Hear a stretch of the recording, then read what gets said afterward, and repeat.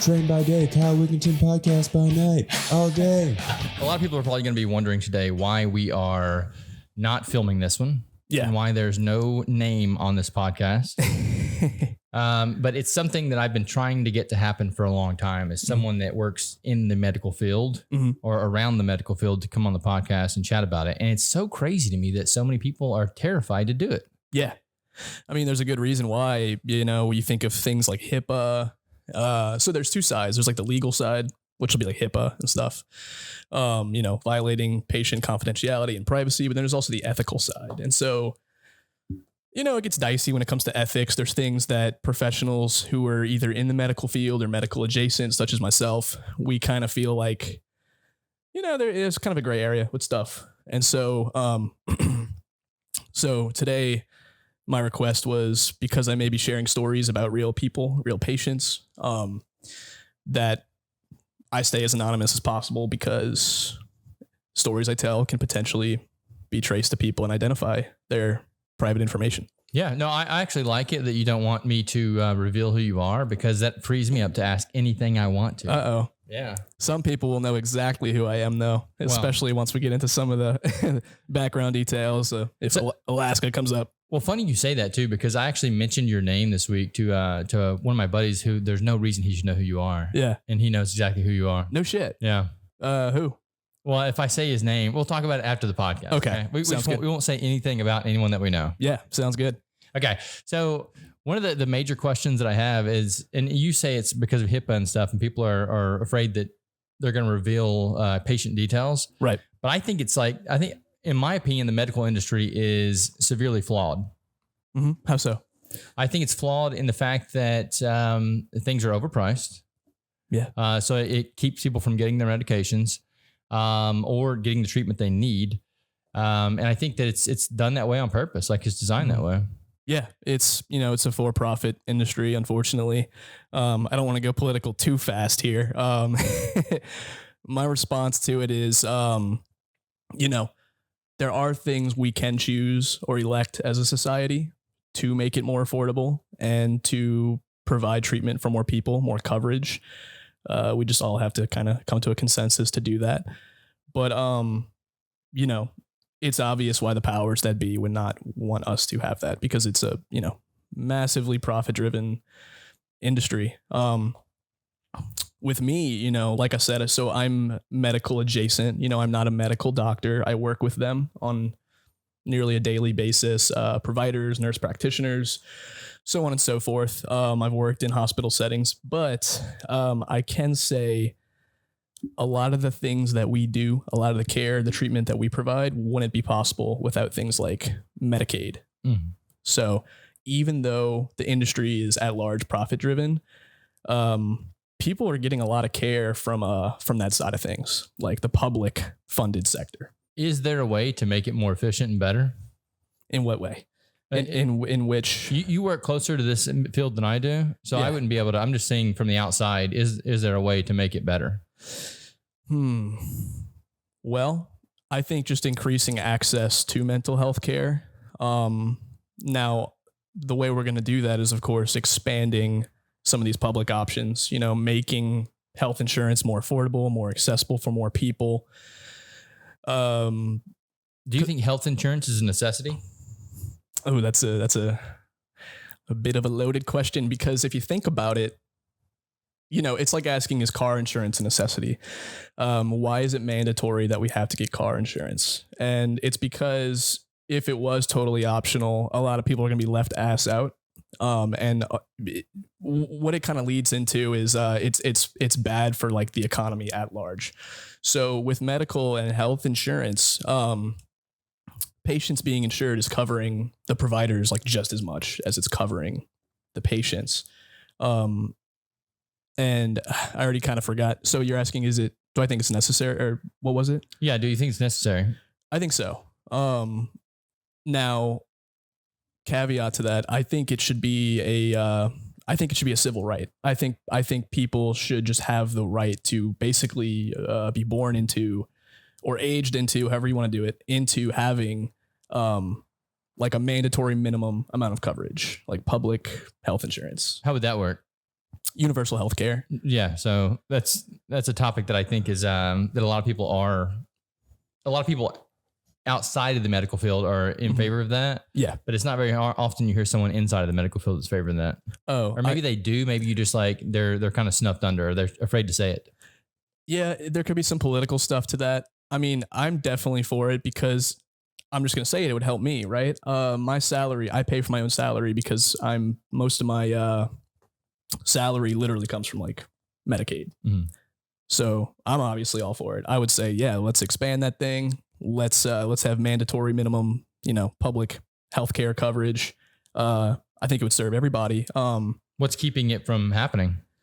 I think, and that's a little bit outside of my wheelhouse and my knowledge. So I don't want to, talk out of my ass here, but I really do think it's sort of the more corporate side of the profit driven side of things.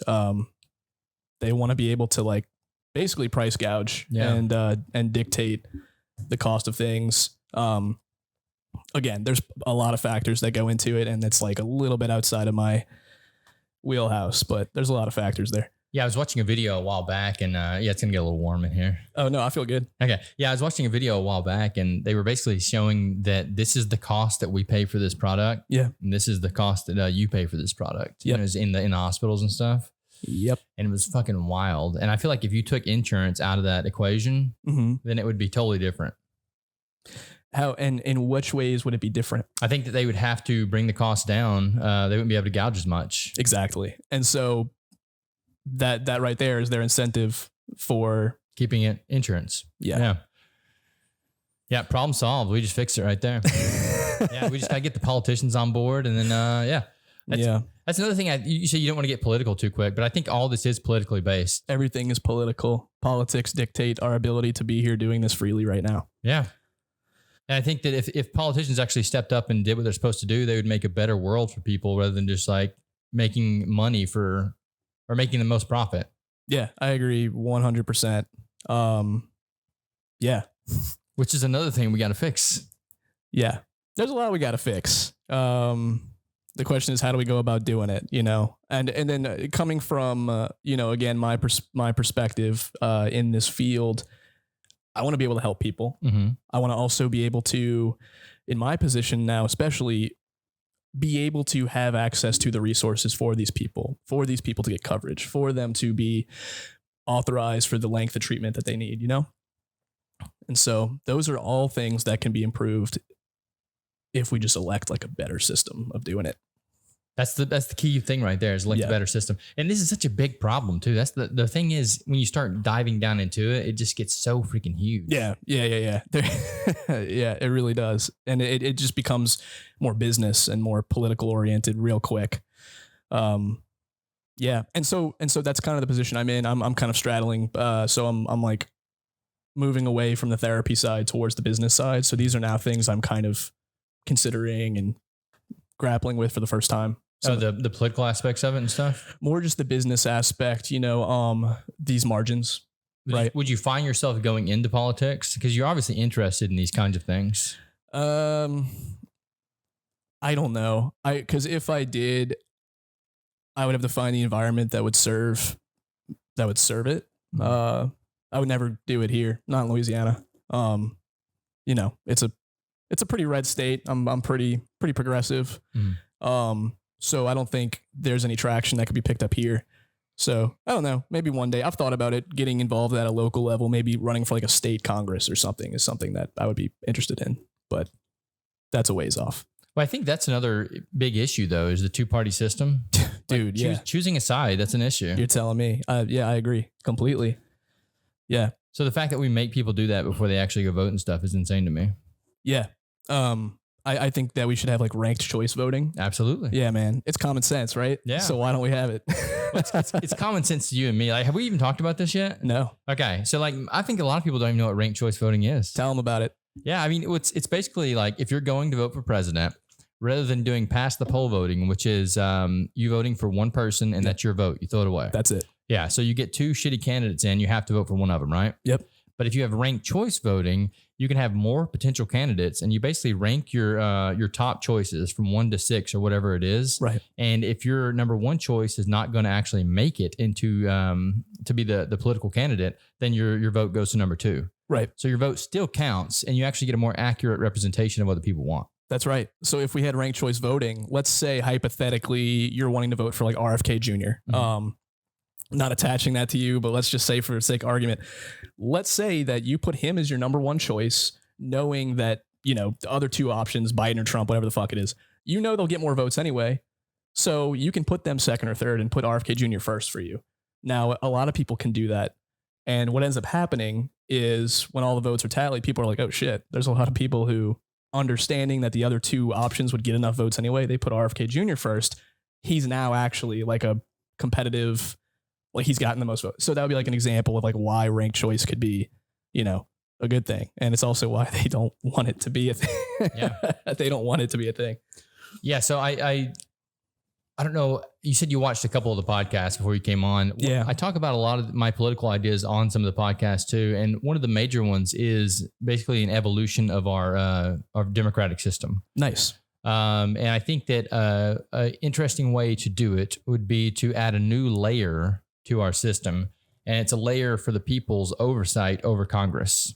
Okay. So like more of a direct democracy? Is that the direction you're going? Not really a direct democracy, because Congress still gets the last vote. Okay. But this gives Congress an idea of how their constituents want them to vote. Okay. And it also acts as a mechanism for oversight for the people. I like that. So the people get almost like veto power. Yes. So what will happen is Congress will go to vote on something, or they come up with something new to go vote on. It goes to the floor to get voted on. Yep. And it comes to your phone first. Okay. Simplify it. We swipe left or right, just like the dating apps that we're all familiar with. Right. For yes or no. That tally goes back to Congress. They get to look at it and decide whether or not they want to vote with their constituents or away from it. Interesting. And if they vote away from what their constituents want, then they get a notification on their phone. Okay. So you get notified when your congressman votes opposite what the majority wants them to. Right. So they can get primaried out. Yes. And then you actually keep a tally of how many times they voted opposite the way the people wanted them to. So when it comes to election time, you know who's working for the who's working for the people and who's not. I like that idea. The thing about it is we can already be doing that on our own. Like I do that. I'm sure you do that. I actually keep up with what my representatives are voting for or against. What do you use to do it? Oh, I follow, dude. So I'm a big time, I guess, politics or news junkie. I read right wing news, left wing news. I consider myself moderate but lean left. But what I was going to say to your point is the problem is that we as citizens are not civically engaged or informed. We could be keeping up with. We could be following, C-SPAN and seeing, oh, my congressman voted against access to reproductive health care. People just aren't engaged in doing it. It's why, when the Infrastructure Act passed, Republicans all voted it down, but then they later went to their constituents and celebrated, hey, look, we got you broadband internet out in the boonies, but they voted against it. You know what I mean? They're able to lie and gaslight their constituents because we're not civically engaged. But what I like about your idea is it would kind of force that engagement in a way. It simplifies it. Yeah, right. Because like you said, you have to go to several different places to read all this stuff. And that's me. That's someone weird like me. Yeah, I know. So I'm hate politics so bad. Right. Like that's why I think I'm like working on systems like this, because I'm so outside of the system that I can see that there's a problem. I think it's a good idea, dude. I think it would work better because it'd go to your phone. Here's the beauty of it. You can also use that for ranked choice voting. There you go. Yeah. As soon as the presidential election comes around, you just basically tally them up. Boom, boom, boom. And and you do it all in the blockchain so that nothing can be touched on it because it's very secure. That's a pretty solid idea. Like, where would the Senate fit in? So, okay, the Congress is about to do their vote, comes to us, we send it back. They have their moment of, oh shit, my constituents are aware that I'm full of shit on where I stand. Does it still go to the Senate? What's the Senate's role in this? Yeah, so it goes to the Senate, and the Senate gets to vote on their part of it, and they'll change whatever they want to, and then it comes back to your phone. So basically, it's inserting the humans into the people into the political side of things. You want to know what's funny? I recently thought of a similar system of my own, and it's crazy to hear. It's not much different from yours. I had this idea. What if the executive role, which is currently like the president, right? What if that was a randomly selected citizen? So what if a citizen was picked at random by like a lottery system? You had to be under a certain income amount. So it has to be an everyday person struggling and suffering in this system, but they are anonymously the president. And all of Congress and Senate's decisions, bills, legislation goes to this anonymous citizen, and they have a say to veto it or pass it or not. I think like something like that could be cool. And it's kind of similar. It's like a level of oversight from the common man. But the fact that you and I are kind of thinking of things like this, there has to be other people out there, millennials, who are like, what the fuck can we do to fix this? This is busted. Yeah, I think there are a lot of fresh ideas out there, but it's getting the fresh ideas to the correct people and getting them inserted into the system. That's the issue. Like I was recently, I emailed, spam all the congressmen and all the politicians about the THC legislation that's going through. Oh, yeah. And a lot of them were like, I don't even have anything to do with this. And I'm like, yeah, but I'm emailing you anyway, just because I'm hitting everyone. Yeah. The broad spectrum. So some of them have responded back, and they're saying things like, I'm trying to do what's best to protect families. And I'm like, you don't have a clue. You're not out here on the front lines. Like, you don't see that these products are actually helping people. Right. Helping people stop drinking. They're helping people get over their addictions to other things. Absolutely. Treating chronic pain. Yeah. So, I mean, they're not seeing these things. So they just think they're helping these families, but they're living their entire lives. And it's because they're older politicians too. Yeah. Like one of the ones that reached out to me was Kennedy. What's the Kennedy guy from Louisiana? Mm-hmm. John Kennedy, is that his name? I don't know his first. I know who you're talking about. Yeah. So he reached out to me, and I told him, I love the way the guy talks to people. He's like a no bullshit kind of guy. Super personable. Yeah. So I was the same way with him. Yeah. I basically told him, I said, you got to stop micromanaging your constituents. That's it. Yeah. Yeah. I agree, man. There was something you said that, right. So the people who their whole narrative is we want to protect families. That's the same people who, their version of protecting families is not allowing like gay or LGBT plus people to exist, Right. So, I mean, I take anything they say with less than a grain of salt. At some point, sorry, we got to say fuck them, and we got to like move forward for what's good for the collective humanity. I think that may be controversial. No, I completely agree, dude. Yeah. And I think old people shouldn't be in politics. Like, I think Max Planck was the one that said that, that science moves forward, one funeral at a time. Yeah. Dude, I heard another metaphor that if humanity is collectively on a train, we have a caboose full of non-scientific people, people who want to impose their religion on others, people who want like, a fascist autocracy instead of direct democracy. They're in a caboose that's loading down the rest of the train and slowing down the rest of the train, one funeral at a time. It's dark, it's morbid, but I kind of agree. Yeah.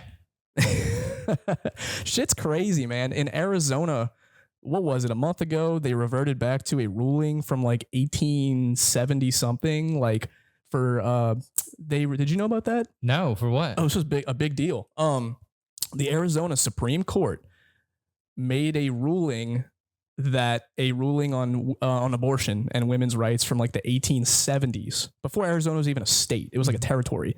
They made a ruling that stands. That stands as like case law. It got overturned. What happened is Governor Hobbs, who is a Democrat, said, fuck that. And she I'm probably going to mix up terminology here. Forgive me, but she blocked it. And I believe it was appealed and overturned. But you got stuff like that happening now where precedent is getting overturned. It's just crazy, dude. Yeah, let's not move ideas forward. Let's actually go back. Let's go backwards. Yeah, so stupid. Let's go backwards, dude. That's not how evolution works. No. That's why I say the system too that we live in. The system that we live in is nice, right? It's stood for a long time. Yeah. But at the same time, it's still got to evolve. Right. Every system on this planet has to evolve or it dies. That's right. Yeah, and from that perspective, you have regressionism and progressivism, right? I'm gonna go progressive every time.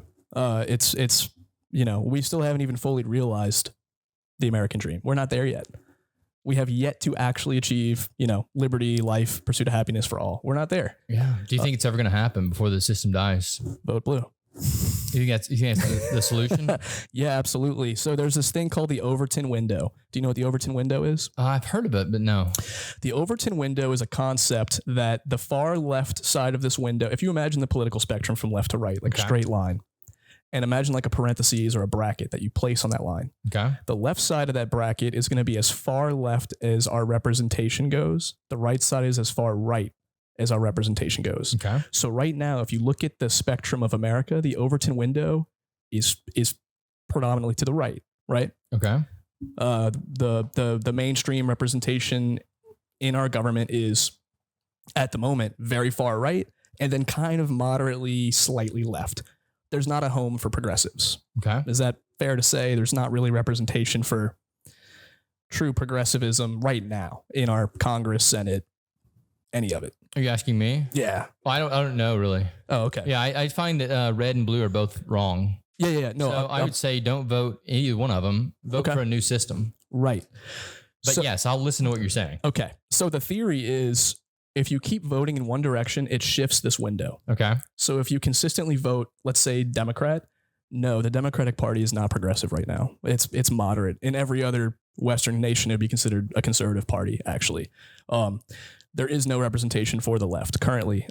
So by voting left enough times, you're still shifting the window. You are shifting the window further left. So when leftists and progressives are saying, there's no representation for me, I'm going to sit this election out, they're making a grave mistake, because if they just vote for the closest thing to them on this line and do it enough times, it will shift more and more and more and more and more until a vacuum opens. The right side drops out. Now the right side is the Democratic Party, and there's a vacuum for the left, which that's where all the leftists and progressives can find a home. Probably people like yourself who want to do something bolder and more progressive and expand democracy. That's going to happen by shifting this window further to the left. So that's why it's important that we vote blue. It's an interesting concept. Yeah. Yeah. I mean, I would be interested to take that and expand on it sometime, just like in my own thoughts. Yeah, man. Yeah. Anytime you want to talk about this stuff, I'm a huge geek for this shit. I'm happy to do it.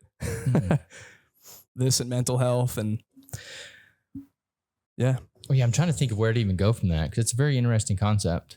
Yeah. There's a lot of studies on it. It's like not even like it's a pretty robustly developed theory. And it's evident, right? We can kind of trace back to Reagan, where the window began shifting aggressively right. Right. Which is what we call neoliberalism. But if we vote left enough times, we can achieve some of this more direct democracy, expanding healthcare, expanding civil rights, getting money and lobbying out of politics. That's all products of conservatism. I could see that, but I do have a lot of friends that are very liberal that are lobbyists. Yeah, it happens. So, I mean, I think it's on both sides. Once again, that's why I said that I think the entire system needs to be revamped, but it's a very interesting concept what you're thinking. Yeah. Yeah, I just think the system we have right now is so corrupt that there's really no going back from what we have right now. It's pretty fucked. Yeah. It's pretty fucked. Crony capitalism, right? Yeah. And that's the whole other thing. People ask me, am I a socialist? And I say, no, I'm a capitalist. And they're like, well, how is that? You're very progressive. And I'm like, well, we haven't gotten to actually enjoy or experience real capitalism yet. It's crony capitalism, socialism for the rich.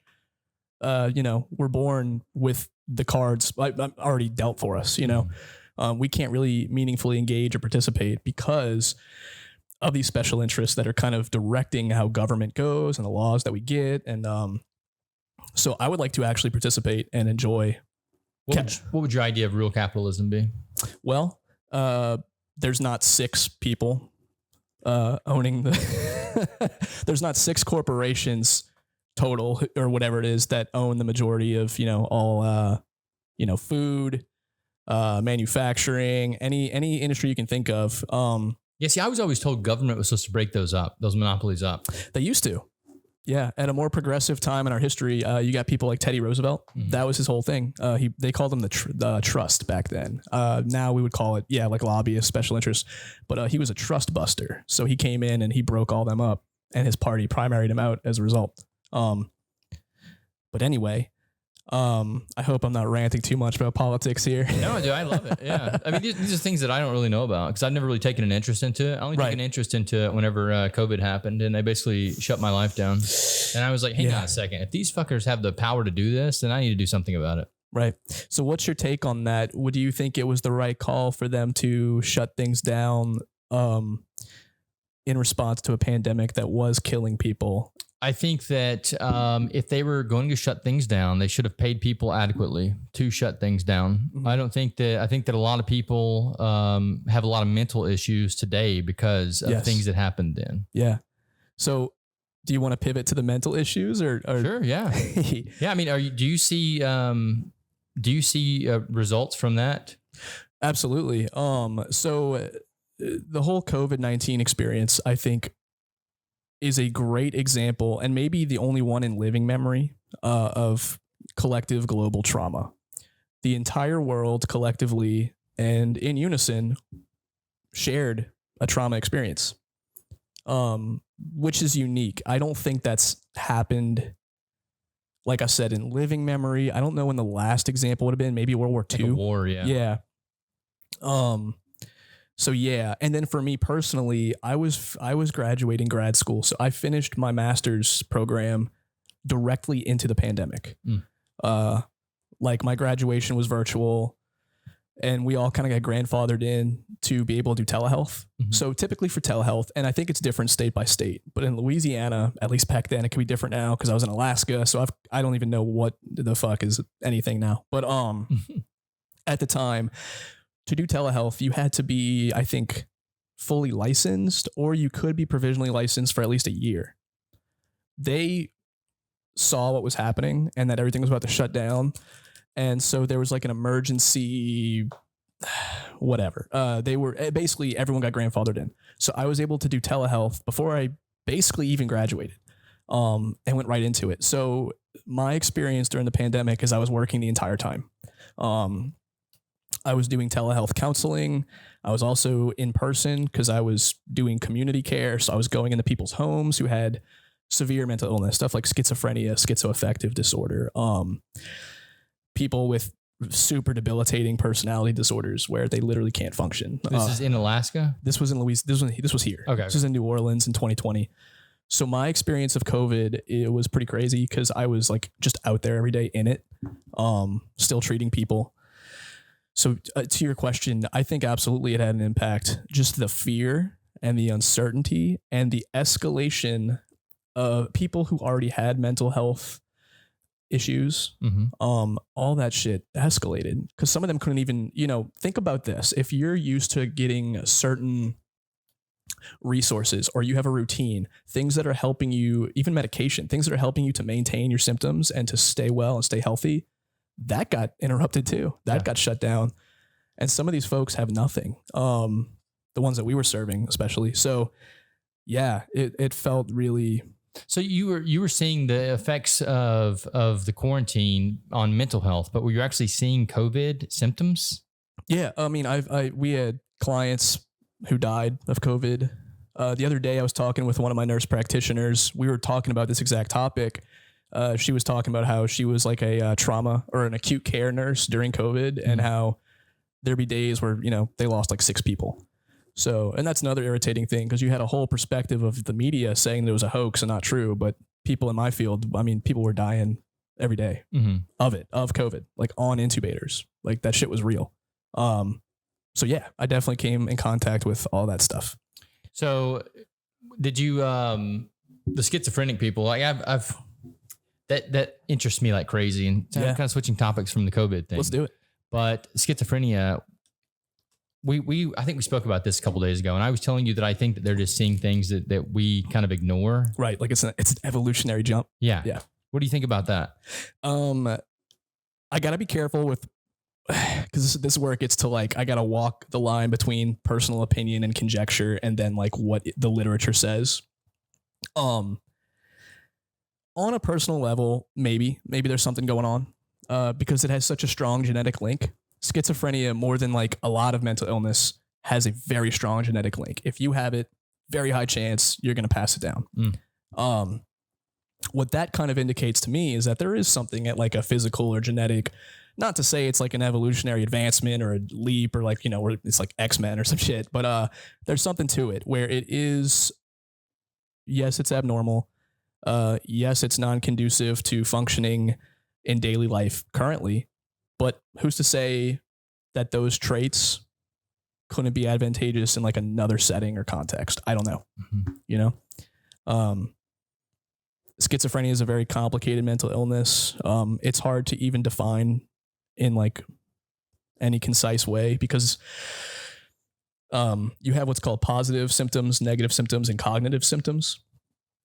So when you think positive symptoms, what do you think of? None for schizophrenia. What's a positive symptom for schizophrenia? So when we say positive symptoms for schizophrenia, we mean like addition. So like it would be like if you have hallucinations, that's a positive symptom. If you have delusions, that's a positive symptom. Okay, so because it's adding rather than subtracting from the person's life. Okay, so what's a negative symptom then? A negative symptom is going to be things like your ability to function. I think that's where it comes down to like movement, rigidity. Because a lot of times they have issues with like motor functions and stuff like that too. Yeah, or they have what's called a flat affect, where that you can't even really tell what their emotion is the best way to explain that. So those would be like negative symptoms. Cognitive symptoms is going to be disordered thinking. That's why if you're talking to somebody who's schizophrenic, depending on if they're a lot of factors, if they're medicated, the severity of their illness, they're going to be saying stuff that would not make sense to me and you. Direct objects and sentences don't agree with like, like that. I can't think of an example off the top of my head, but I've been told things from people very seriously and sincerely that just made no sense. But can you? I'd love to hear an example of this though, because that's interesting to me. Let me see. I've met people who they were cousins with Lil Wayne, and he was like sitting outside our office and was waiting for the appointment to be done because they had to go to Disney World. I don't know, like stuff like that's what they were saying. Not the Disney World part, but the Lil Wayne part. Yeah, I had someone who was very adamant that their cousin Lil Wayne was outside the room, and the rest of the sentence or the story, whatever it was some other just completely out of the box thing. Interesting. What is that like? Where does that come from? Disruptions. So there's misfiring between different parts of their brain. And it's causing them to mix up language that bad. So this is where I have to be like, I can't say for certain because that's where it gets into like something probably like a neurologist or like a psychiatrist could probably better address. But that seems to be the case. I just know that there's like parts of their brain that are not communicating well with each other. I think I remember learning in school schizophrenia, like schizo means break, I'm pretty sure. And the thought is that it's like a breakdown in like parts of the brain. So is a lack of myelination or something? Is that what's causing the synapses to fire? I can't definitively speak on that. Again, that's a little outside of my wheelhouse. I know what myelination is and, axon. I know how all that stuff works. But I don't know if that's what it is. I know there's an issue with dopamine.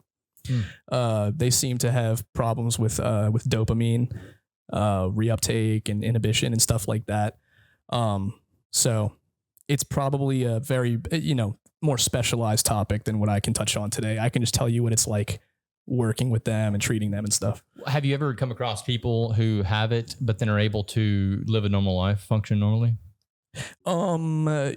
Saying normally, like subjectively, yes. Yeah. Yeah. Cause what is normal, right? Right. Exactly. And that's a big question in mental health is like almost like there is no normal. Like it's just the bell curve. Yeah. Right. It's where if you plot a graph of traits, issues, all that stuff, it's where most of the dots fall. That's what we call normal. But yeah, to your point. I've met very high functioning people with the diagnosis of schizophrenia who were able to basically make it through the day, just through a mix of medication, engagement from like an ACT team or something and sticking to a routine. Make it through the day though. That's what a life, man. It's hard. Yeah. The people I'm talking about, the ones who are very high functioning that I've directly worked with and cared for, almost universally, I say almost because I can't say 100%, but I say almost, if you went in their house or their apartment, it was like a wreck, right? Mm-hmm. So they might not have like furniture in there, or it's like walking into like a hoarding type situation. And now these were the ones who are still able to, they can get themselves down to the supermarket, get groceries. They might even have hobbies, but they are reliant on taking their medication and they have to keep up with a routine. Jeez, man. If like you walk in my apartment, you'll probably be like, what is wrong with this guy? No, man. No, dude, I'm messy. And well, no, I live like a minimalist. I have zero furniture. In my apartment. Yeah. Okay. I have a computer desk and a chair. And is that a deliberate choice, or is it something you've observed about yourself? So it's something that I noticed a long time ago when moving from place to place, that I was like, this is nonsense. Like, why am I carrying all this shit with me? That makes sense. Yeah. So I don't buy anything new when I go to a place. I have what I need to function. Yeah. I have a bed. I have a computer desk. I have a computer. Yeah. Yeah. So that's it. I have my functional. And my apartment's huge too. So it's just like a wide open space. I'm laughing because I relate to it. Because so when I moved to Alaska, I think I went with just like my guitar and a suitcase full of clothes and a computer. That's it, you know? And I'm also laughing because my partner, Marcy, she would say I'm a hoarder. She says I hold on to things that are sentimental, and I do. I'm kind of like a pack rat, but yeah. These days you are, but then you weren't. I'd say. You think it was a bachelor thing? I feel like that's probably why I lived too. No, not even, because she was in my life then. Like we always knew she was going to come up, you know? But I don't know what it was, man. Because when I lived on my own, I was a lot more minimalist, actually. When I lived, you know, at my parents' house, was not like that. Very messy. But when I lived bachelor, I was very minimal, like what you're describing. So I don't know what it is. I don't even know. So tell me about being in Alaska. Yeah, man. What do you want to know? There's so much. Well, Alaska is a very interesting place, simply because, well, from what I know about Alaska, I've never been there. Yeah. But from what I see, it's like a very expansive place. Yeah. So how do people deal with the mental aspects of mental health up there? I think a lot of it. So two parts. The first part is the ones who do deal with it and deal with it well. It's the community. I have never encountered, people say New Orleans has community. No. Alaska has community. Like I have never met a healthier sense of genuine like care and compassion just between strangers than I encountered there. People will give you the clothes off your back. They will make sure you have enough wood to burn. Like if you have a wood burning stove, they will just bring you salmon that they caught and just drop it on your porch. You know, it's a life or death thing up there though, right? Yeah. And so I think as a cultural piece that developed. As for the people who don't do well there, it's bad. You know, mental health in Alaska, I think, you know, especially amongst Alaska natives, it's the highest rates of suicide. It's the highest rates of sexual trauma. It's the highest rates of, you know, like mental illness, severe mental illness amongst that population. So it does get tough, you know, if you don't have the resources or the community to help you deal with it. Why sexual trauma? You know, I think you got to look at like the culture, and I don't mean that to say like their culture encourages that. It absolutely does not. That is not the message I'm saying. But there is something endemic to the specific environmental circumstances, scarcity of resources, just, you know, latent discrimination that they experience, where they're more vulnerable to things like that. Alaska Native women, I'm not going to drop a statistic off the top of my head that I don't remember, but their percentage for being a victim of sexual assault is like, it's something just so incredulous and sad. Like it's way up there. From native Alaskans or from people that move up there? In the country. So out of all U.S. citizens, Alaskan Native women, their rate for sustaining stuff like that is like way up there. But I'm saying, are they getting assaulted by people that move up there? Oh, I think from natives. Because out there, there's like oil mines and shit like that up there. There is a lot of stuff like that. I don't know the breakdown on that percentage wise, but I think a lot of it is perpetrated just by other natives. Yeah. And were you up there working as a therapist? Yeah. So it was my first foray into like leadership. I was leading what's called an ACT team, which stands for Assertive Community Treatment. And it's like I said, it's people who go into the community and help severely mentally ill people just manage their everyday issues. So you're going to their home, you're making sure they're taking their meds, you're providing some like CBT therapy, you're making sure they're paying their bills. Like it's every day, it's daily. So long story short, yeah, I was doing mental health up there, but I was leading a team, working with natives, working with non-natives, And I was in rural Alaska. So Alaska, you think, it's already pretty desolate or rural, from kind of what pop culture presents. But even more so, the area that I was living, for instance, when my kid was born, we had to drive 2 hours to the hospital, stuff like that. So resources were scarce. So that's what I was working with up there. Do you ever think you would go back? Oh, absolutely. Yeah, absolutely. What was it about the place that you liked then? Because it sounds to me like it's a nightmare. No, not at all. I think it depends. It depends, I think, on your preferences. But I mean, Alaska is, for one thing, just breathtakingly, mind-numbingly beautiful. The summers there are green, green, green, green with every color of flower you can imagine. The mountains are just taller than the clouds. People talk about going to like Colorado. No, Colorado is like Alaska Junior. You know what I'm talking about? Like, I would go back for the beauty. I would go back for the people. I would go back for the freedom. Alaska really is just the last frontier. It's very free.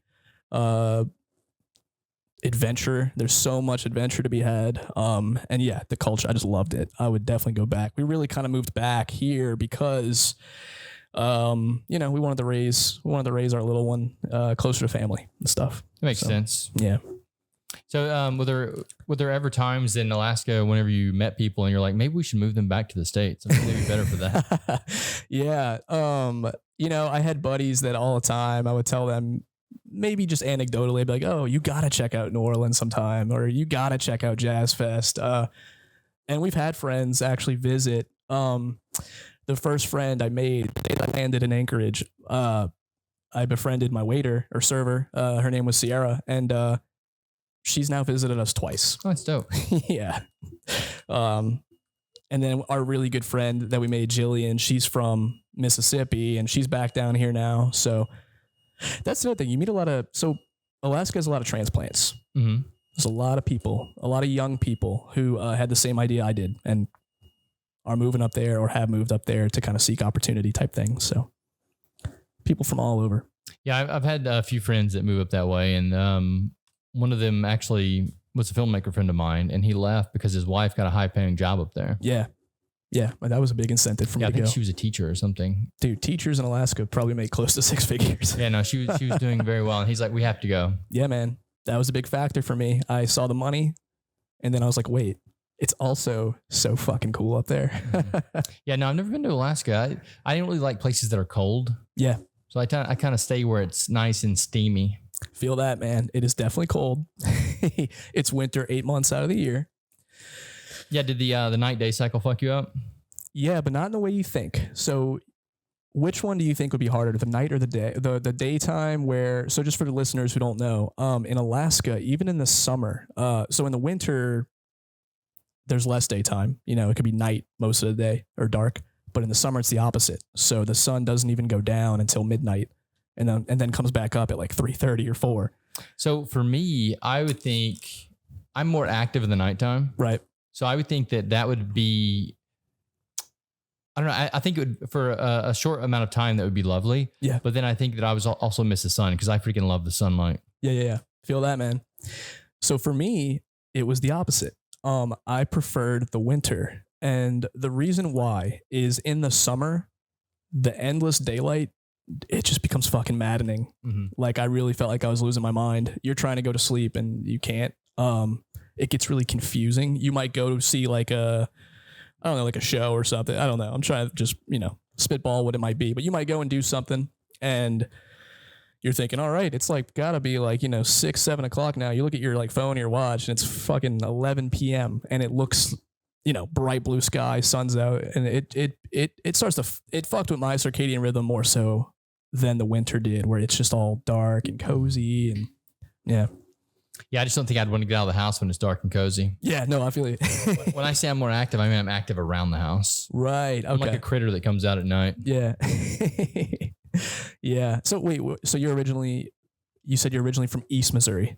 No, I'm originally from East Arkansas. East Arkansas. So, okay. Got it. Yeah. And so you had a pretty normal day-night cycle there, just like here. Oh yeah, same thing. Yeah, we actually had all the seasons too. Nice. We don't got that here. Yeah, no, and I love that.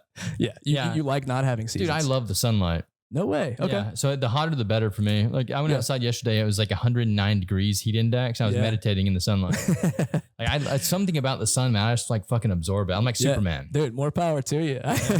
I respect it. I think I used to identify more with that until I experienced the North. And then I was like, wait, I kind of like this, you know? This heat is bugging, but I fuck with it though. It's not bad. So there's something you said a while ago. I wanted to pivot back to. Oh, actually, we'll talk about.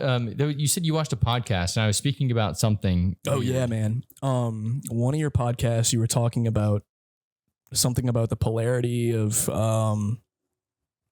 something with magnetic fields around the Earth, and it's somehow connected to astronomy. I wish I could remember verbatim. So I'm a huge fan of psychedelics. Okay, and I've heard some things about you. Yeah. That you potentially partook in them when you were younger as well. Yeah, absolutely. And since we're not saying who you are, I feel like we can go down this rabbit hole. Within reason. Yeah.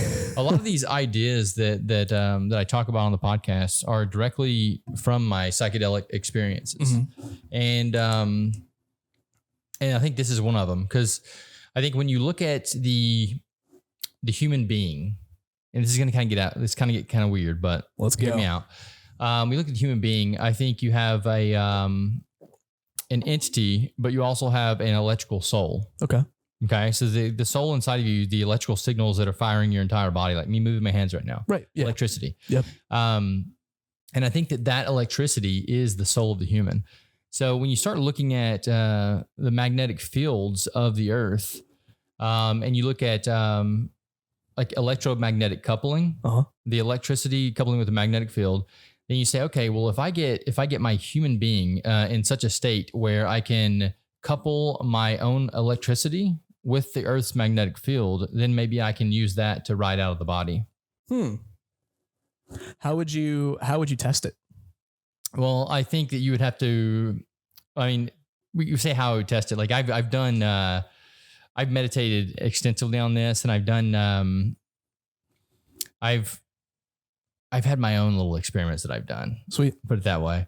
There was a point in time where I was in such like a Zen state of mind where I was able to shut my Bluetooth headphones off just simply by meditating. No shit. Yeah. And a lot of people are like, what are you talking about? And if you actually look at like the pictures of saints and things, you know, they have this electromagnetic halo coming around their head. Yeah. So I think that's what I was doing is I was like stimulating myself in such a way where, have you heard of a Kundalini awakening? No. Okay. Kundalini is, they basically talk about this energy that rides up your spine. And when it reaches your head or your pineal gland, it actually expands out. Mm-hmm. And if you look at any pictures of the saints depicted, you'll see that they have this like expanded electromagnetic halo around their head. And I think that's exactly what I was stimulating at that point in time. So whenever I was expanding that halo out, it was cutting off the Bluetooth connection. No shit. So I think that's what I was actually doing. And I think that if you take that concept and just expand it in a broader sense, then you can take that and you can couple with the Earth's magnetic field and leave the body. And not only that, once you couple with the Earth's magnetic field, then you can also couple with the sun's magnetic field. How so? Well, the Earth and the sun are connected. So you would use the Earth's magnetic field almost as like a signal booster to connect to the sun? Yeah. Because I mean, the Earth and the sun are automatically connected anyway. And whenever the sun shoots out, you know, it's solar storms or whatever, it's going to impact the Earth's magnetic field, which allows you to travel along this like this plasma wave. I can't dismiss it entirely out of hand because I know some of these things to be true, like the Northern Lights. Mm-hmm. You know, all that is solar rays that basically were sucked magnetically to the North Pole, and so you see it going real quick. And also to your point, I do think one day science is going to be able to quantify that there is something going on with our thoughts having some sort of ability to manipulate matter, because energy and matter are related. Mm-hmm. Our synapses, our thoughts are a form of energy. So why shouldn't they have some effect on matter? And some people might be like, well, that's what, you know, the law of attraction is and manifesting. It's like, maybe you are directing thoughts to energetically change matter in a specific way. And so there could be something to that.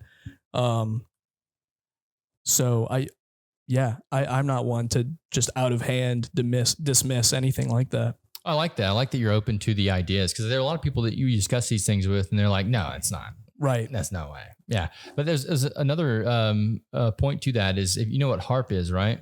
No. Okay. HARP is basically where they're taking radio waves and shooting them into the upper atmosphere and heating up the ionosphere, which is like causing the jet streams to move around. Mm-hmm. They're saying it's weather manipulation, which, I mean, there are a lot of things we're doing that are weather manipulation right now with cloud seeding and stuff like that. But HARP is one of the initial concepts. And the way they found the HARP was they were looking at monks. And they were studying how monks meditated. And they were saying that whenever an array of monks were meditating, they were actually seeing fluctuations in the ionosphere. No shit. Yeah. So, I mean, these things are all like what we would call pseudo-science. Right. If you don't understand the science well enough. But I think they're all just high forms of science. There's something to it. I mean, why did every culture faith-based independently arrive at the concept of prayer, right? Or meditation, some sort of practice you do where you intensely go inward to ask for things to happen or to manipulate matter. So there's something to it, perhaps, and people have been onto it or kind of just felt it for a long time. Where do you see it becoming something pragmatic that humans can like more readily or deliberately utilize? Like, what would that look like? I don't see it in this structured society that we have. Gotcha. Yeah, I think that a lot of things would have to change for people to even experience these things. Because I know that whenever I was having these experiences, it was only because my life was set up in such a way that would allow me the free time and the ability to explore these things. Right. I think that so many people these days don't have the time and ability to go explore these ideas and these concepts. Like, I think the time that I was having my highest form of I guess what you would call this Kundalini awakening was my routine was this. I would get up every day. I would go to the gym and work out. Mm-hmm. I would come here and be here for like 2 hours, get my shit done in the daytime. And then I would go home and I would immediately start meditating, and I would microdose mushrooms, and I was fasting. Mm. So I did this for I did that practice for about a month. And the last week of that month, I fasted for like 3 or 4 days to like try to push because I realized that I could push these effects whenever I started, when I was fasting, when I was sleep depriving myself. And I was kind of looking at it like this, like the human body is a computer. Mm. And the more systems that I would shut down, the more electricity or the more energy I had to push into that direction. Mm. So by fasting, I was essentially shutting down my dietary system. Gotcha. And then I was pushing that extra energy that I had up into the, I was celibate for the time. Mm-hmm. So, I mean, I was like living life in such like a pure way that I had like all this other energy to push into that. Right. Yeah. I've heard about that idea before. You know who John Frusciante is? Mm-mm. Guitar player, Red Hot Chili Peppers. He talks about that all the time. He like will fast for days and be celibate for months because he says he wants more energy directed to his guitar playing. Yeah. There's something to it, man. That's awesome. What got you?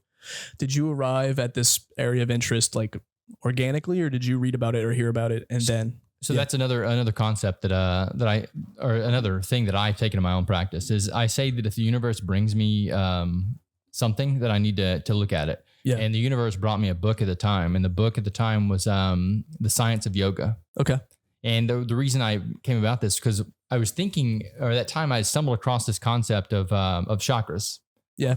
And I was taking the concept of the chakras that I had heard about, and I was like basically overlaying them on the endocrine system. Yeah. And I was like, I think these are related. And I was talking to a guy about it one night, and he's like, that's very interesting. He's like, you should read this book. And he gave me this book, and I was like, okay, well, I suck at reading just because like my focus is like everywhere all the time. Mm-hmm. So I picked this fucking book up, and no lie to you, I couldn't put it down. You didn't put it down. Yeah. Huge book too, man. That's awesome. But then that's when I got into pranayama meditation. Yeah. Because I'd never meditated up until that point. But for some reason that book like led me down that path. And I started just having these awesome like experiences and like just feeling this love inside of me. Yeah. Like these awesome feelings. And I just kind of pushed it as far as I could. And the reason I stopped was because some like really scary shit started happening. What kind of scary shit? Oh, bro, this is gonna get weird. All right, let's go. Like I've talked about this before on the podcast, but it's kind of fucking weird. So the last week of that time that I was actually pushing myself really hard, I was meditating out by the bayou as my daily routine. And I was in my zone, like cutting the headphones off, letting them come back on, cutting them off, letting them come back on, and just doing this over and over again. And I started like pushing that. I started like holding that feeling longer and longer. And then the next thing I know, boom, hit in the head by something. And whenever I came up off the ground to like see what it was, there was like no one around me or anything. It's like no one actually physically hit me, but I had this like sensation that something hit me. So I get up and I start walking back to my house, and I get in my house and I'm still confused about what happened. And so I started Googling online, like, you know, what this right here, this and the other. And then all of a sudden my arm started going numb, and I was like, oh shit, I'm having a heart attack. Oh fuck. Yeah. That would be my thought too. Yeah. I was like, this is it. This is like the end right now. So I was thinking to myself, should I call someone or let someone know this is happening? And I was like, no, like if this is death, I accept it. Right. Like I was in such a place of like Zen. I was like, if this is it, I'm ready for it. Right. So I lay down on the bed and I'm just preparing myself to die. And then all of a sudden, these 3 black orbs started spinning around above my chest. Come on. It's getting weird, right? So 3 black orbs spinning around above my chest. And I'm like almost like terrified at this point in time. Yeah. And there's like this dark entity off to the side of the room too. And then my body took over. Mm-hmm. So my feet started paddling. When was the last time you ate prior to this experience? It was like 2-3 days. I think it was 3 days fasting. When was the last time you slept? 3 days fasting, 2 days without sleep. Well, there you go. Yeah. Yeah. So, I mean, it's, there's no telling what was actually going on. Right. But, feet started paddling. Yeah. Okay. Damn, dude. Hands started doing these weird, movements, which I now know are called mudras. Okay. So they settled on this mudra right here. Okay. Yeah. I've heard about that. Yes. Yeah. So, and the mudra I'm doing is like a pyramid above my, heart. Right. And then I started chanting Om. No way. Om. And these are all things that I didn't have a clue anything about at that point in time. And later I looked them up. So I know all these things, what they are now. But yeah, it was like there was some innate thing coming through my body that was giving me these. Yeah, you arrived there. Yeah. I mean, naturally, you stumbled upon the things that millions of people have stumbled upon. So when I started chanting Om, the orbs dispersed, and this white light that the orbs were pulling out of my chest shot back into my chest, and I passed out. Oh, shit. Yeah, so I woke up the next day and I immediately texted my friend and I was like, yo, I think I had a heart attack. And dude, that was still your takeaway at the time? Yeah, I was like, I think I had a heart attack last night. I think I was just hallucinating, had a heart attack. And she's like, what are you doing now? And I was like, well, I'm in the gym working out. And she's like, no, if you had a heart attack last night, you wouldn't be in the gym working out right now. Maybe. So something else must have happened. Yeah. Man, that's wild. You know, anecdotally, I think I too have had an out-of-body experience where I was in Colorado. I had consumed things that might boost your perception. And I literally was suddenly, this was hours later, I was suddenly in a room at my friend's house in New Orleans, overhearing him and other people having a conversation about a specific topic. And when I came to back in Colorado later on, I was like, oh, fuck, I must have passed out. Weeks later, when I'm back in New Orleans, that same friend hit me up and was like, dude, I got to tell you about some shit that went down. And they like filled me in on this, like, you know, this little gossip drama thing that was taking place. I literally witnessed the conversation. As he was telling me this thing that went down. I was like, dude, I was there. Like, I was in there. I'm not making this up. And I'm not even into the woo-woo shit like that. Like, I'm pretty pragmatic, but you sharing that, I felt comfortable. Like, and I've shared that story with a lot of people. But how do you explain that then? I don't know. Yeah. And you'll hear, I mean, you could ask people who know me personally. I do talk about, I do share some of the beliefs about, I think that there is metaphysical, some sort of energetic shit going on where thoughts, like I said, can, transmit or affect matter or energy. So I don't know. I don't know how to explain that. I don't think it was like a, what's it called? What's the bias where you can kind of come up with something because it suits. Man, I can't think of it. I don't think it's that though. Yeah. I was very aware at the time in Colorado. I was like, this is weird. I'm like in this room watching this conversation. This is a weird, you know, this is like a weird trip or whatever. But that was my takeaway too, is like it took place. It's happened so many times now that I'm like, there's something going on there. There's something happening. Yeah. Yeah. How come you can think of someone you haven't thought of in forever and then they'll text you 5 minutes later? There's something happening. Yeah. I just don't think we have the quantifiable data yet to scientifically, identify what that is or speak on it. Well, I mean, so I feel like from a larger perspective, I feel like we are all connected, right? We're all a singular organism when you get back far, when you expand out far enough. We are the Earth. Okay. So we are all technically connected via the Earth. Okay. Because there's really no empty space in between us. It's just all our brains telling us there's empty space. Right. Yeah. So, I mean, when you actually start to think of it that way, then yeah, we are all connected. We're essentially one organism. And what if the Earth is really just trying to ride itself? Dude, I love that you brought that up. I had this is another crackpot theory I had in like college, that natural selection is not just directing how life forms, but it's in everything. Like the rules of physics crunch themselves out through natural selection, the rules of math, the rules of chemistry. Like there was shit that didn't work. And through whatever natural selection is at a formulaic level, it has driven order, including the Earth. Like the Earth itself is an organism that is doing things onto itself to try and survive, including developing life, possibly. Some people would say that's pretty out there. It's a pretty crackpot thing, but I like it. No, I think that's a similar theory to what ADHD is. And ADD dude, we can talk about ADHD all day. Yeah, I think that that's the Earth allowing certain souls to come back around that can fix the problems that we have right now. Where do you get that from? I look at people that have ADD and I'm like, dude, some of the shit you're coming up with right now is phenomenal. Like I have ADHD out the ass, dude. Yeah. I mean, some of the people that have it, dude, they're so fucking smart, but it's like they don't have the ability to aim at the direction they want to because of the way our society's structured. So actually, I think it's the opposite with ADHD. I think it's not an attention deficit. It's an intention deficit. Our ability to have intent or motivation to do things that we don't want to focus on, we cross it out. So people with ADHD typically become like phenomenal at like one. There's something that they are like, they just outclass everybody at because they have intensely poured all of their energy, motivation, and focus on that one thing. And so to your point, people without ADHD, I think, can kind of like put, drops in multiple buckets. I can't. I can't focus on shit that I don't care about. Right. Or doesn't interest me. But the things I do care about or find interesting, I am so focused on that I'm going to like learn more than other people about them. Well, yeah. And you're focused on things that are problems. Right. Yeah. So, I mean, that's something you're here to fix. Right. Maybe. Yeah. But the fact that you're like trapped in this system where you're like, I need to make money. Exactly. I got to support my family. Yeah. That means you can't really focus on fixing the problems you're here to fix. Right. You need to focus on, what you've been raised to focus on. That's right.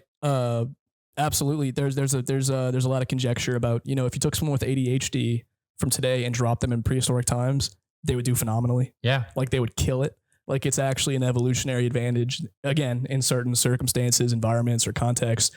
But in today's structure, it's, dysfunctional slightly, but hey, we manage. But so here's the caveat. Like, what if we had a system that actually supported these people and allowed them to take their extreme ability to focus and learn a subject and go, okay, now you are the prime for this subject. Yeah. I think there's a lot of schools of thought out east, right? I think more so in Asia, where education is kind of handled that way, where you can specialize and pick a direction early on. You're like, okay, my kid's really good at like, I don't know, music or something. And so their whole entire scholastic journey goes that way. Whereas here in the West, it's all kind of just general studies. And so it doesn't suit that. And so to your point, I think it'd be great if we had a system here too, where you identify early on, here's what this person's strengths are. Let's feed it. Let's add fuel to that fire. Like, why do they need to know math if they might become the next great, I don't know, trapeze artist and entertain millions of people? I don't know. That's the silliest example I can think of. But yeah, man.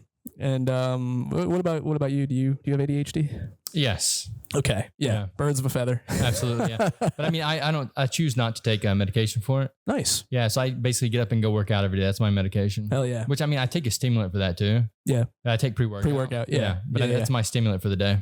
That's awesome. Yeah. I just manage however I can. Yeah. Well, no, some people, the medication works for them. For me, I get weird when I start taking medications. Like I get so hyper focused on things that our society tells us doesn't matter. Like I'll go down these roads on gematria What is that? So in the Jewish language, each vowel has a numerical value. Okay. And so if you take the actual words, I think, and I'm going to get this wrong, but if you take the word for mother and the word for father and you add the numerical values up, they actually equal the word for child. Right. It's like 44. Yeah. Yeah. Okay. I have heard that one. Yeah. So yeah, if you go down that rabbit hole, and then like for me, I'll do my own little experiments where I'll sit there for fucking 12 hours and I'll just take words in the English language and I'll make my own system of gematria for them and try to find the connections in those. And it's like, why am I doing this shit? You know, it interests you. It interests me. Yeah. Like the metaphysics and esoteric stuff interests me like crazy, but it doesn't interest the world. Right. Like it doesn't do me any benefits for running this place right here. Right. Or working in film, things like that. Now there are people who they make esoteric bullshit their whole identity. That's not you and that's not me, but you know what I'm talking about. The people who that's their whole identity is, you know, I'm spiritual and I'm so esoteric, and it's more like a corporate capitalist type, you know, their marketing. No, I love those things. Like I said, because I think they're more of a high science. And some people would disagree with that. They would call it pseudo-science. But I just think that it's people that don't understand how this reality actually works. Because we can dive into like magic and things like that too. Like magic's a very frou-frou word, but I think there's actually, if you look at the physics behind how magic is supposed to work, then there's actually like plausibility to it. What are some what's like a specific concept of magic? Yeah, that you think is like pretty plausible and like. Well, I think that if you look at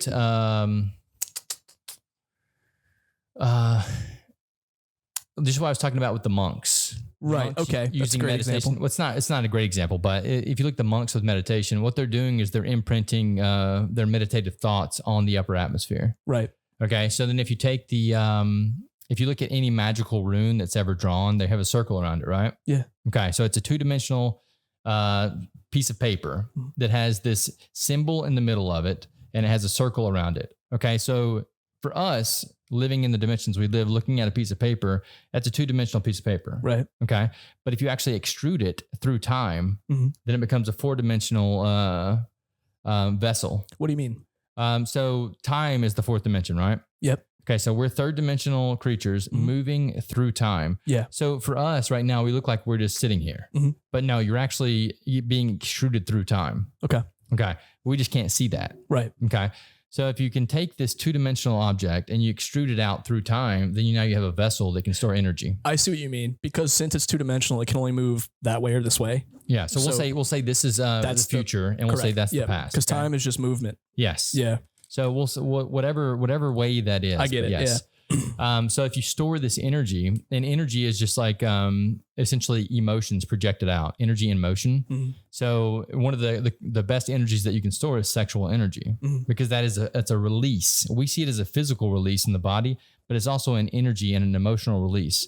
So if you capture that energy into this vessel, then you can actually take that energy and use it for other things. How would you, because this is where it starts to cross wires for me, where I'm like, I have trouble buying in, because how would you physically take energy and store it into a hypothetical extrapolated object that is theoretical to begin with? Does that make sense? Well, it's only theoretical because you're not really understanding what it is yet, right? Okay. Because it's physically there. So like this phone right here is not really there.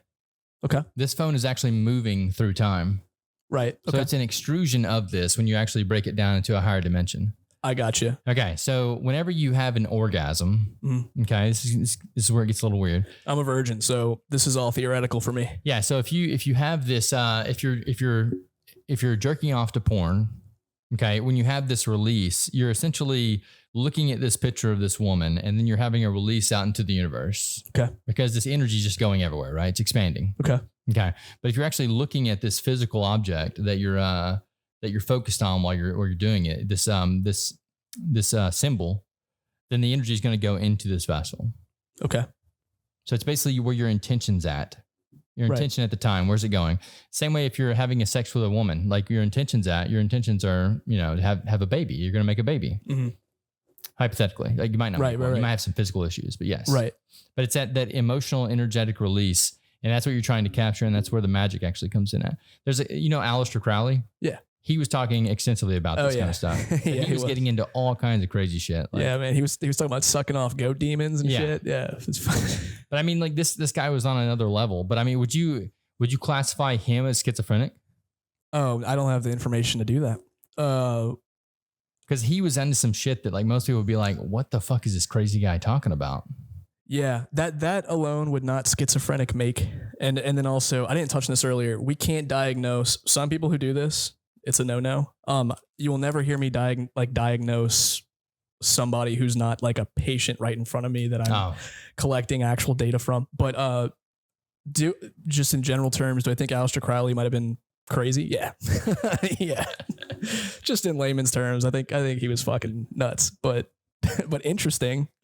Yeah, very interesting human. And that's when I meet people, or not meet people, when I read people like that, I'm like, what was going through your head? And even people like Rudolf Steiner. Are you familiar with him? Oh man, remind me. I recognize the name. Yeah, I mean, Rudolf Steiner has a body of work that's incredible, but he's the one that came up with the Waldorf school system.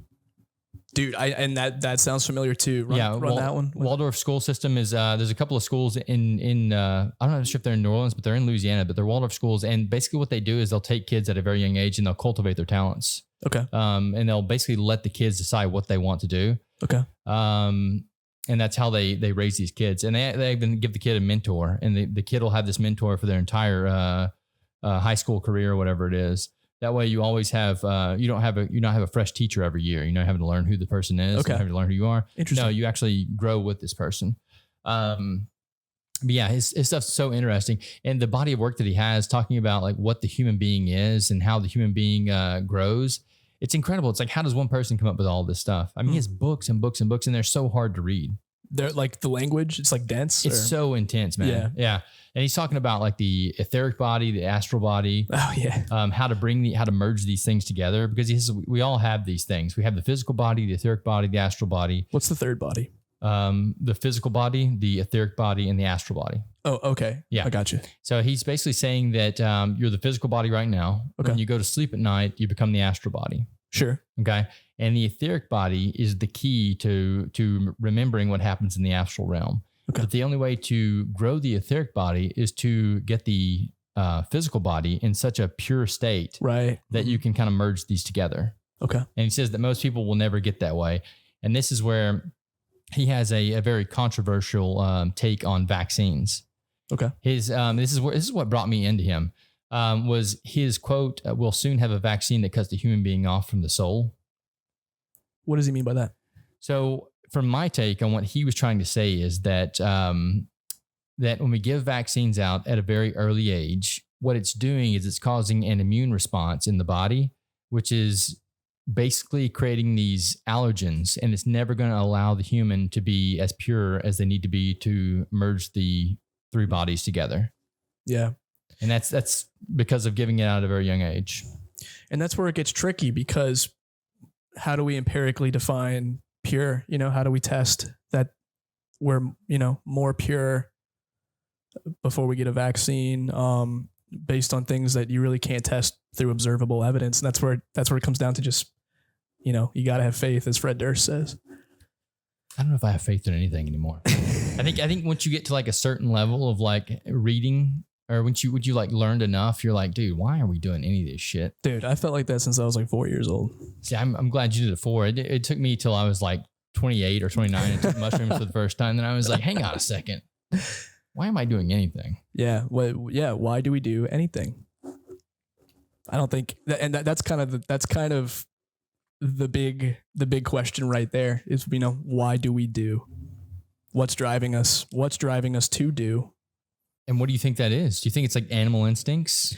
I think on the most literal basis that I could possibly explain it is our motivation to do things is driven by dopamine. Mm-hmm. Dopamine feels good. When I'm doing, I feel good.